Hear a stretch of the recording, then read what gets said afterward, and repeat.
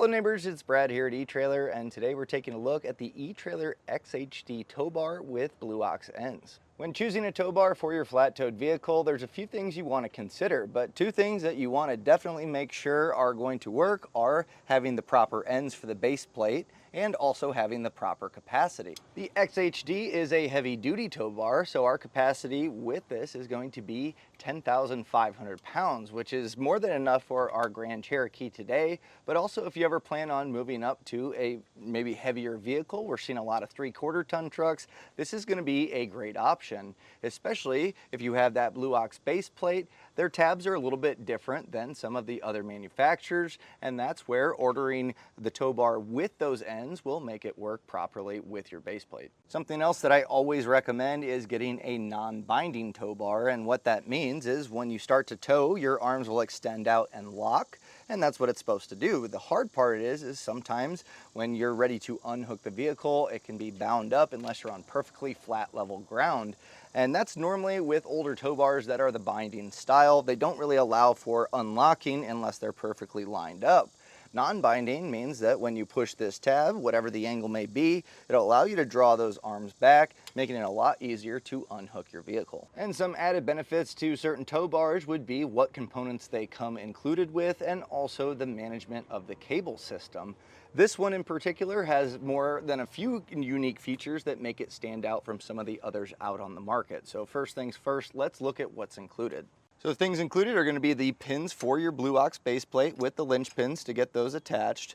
We'll also see the safety cables are included as well, and this is where cable management comes into play. You'll see these brackets that hold the cables in place, which makes it not only easier for hooking up and having your cables ready to go, but also storing it. A lot of times if those cables are separate, that's one more thing that you're going to have to stow separately, whereas this is kind of all combined in one, making it a cleaner system, not only for storage, but also as you go down the road, having these cables attached to the tow bar just kind of cleans up the spaghetti that we have strewn across, as a lot of flat tows are.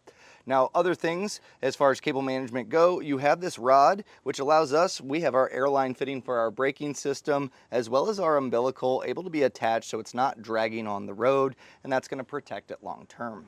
Also included is going to be the 5/8 pin and clip so you can attach it to your hitch, and there's also two mounting holes in the 2-inch shank that allows you to draw it in a little bit more, a little bit further out so you can get a longer spread on your arms. It's going to make it a little bit easier for tighter maneuvering.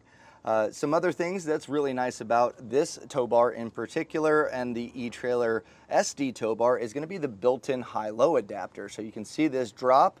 This allows you to have either a rise or a drop depending on how you bolt this together, but that can be the difference of not having to buy a high-low adapter to get your tow bar nice and even. What I mean by that is your tow bar should be within a level plane from hitch to base plate. You have a 3-inch window where it can be higher or lower than that, but anything more than that puts stress on not only the tow bar, but when you go to brake or tow, it's just not going to be the best setup possible to reduce any stress on any of your components. So that's where a lot of times a high-low adapter comes into play that really just goes into your shank, drops down, and then gives you that height difference to get it nice and flat.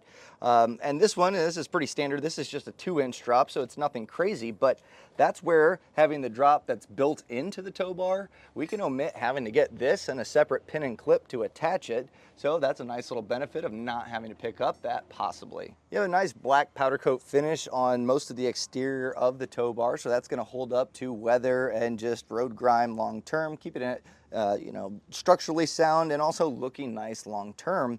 And you'll also have these yellow tabs, which when we fold this up, I'll show you, but that highlights it to make it a little bit easier for stowing your tow bar. Speaking of stowing that tow bar, let's go ahead, we'll unhook this, and then I'll show you how it looks stowed.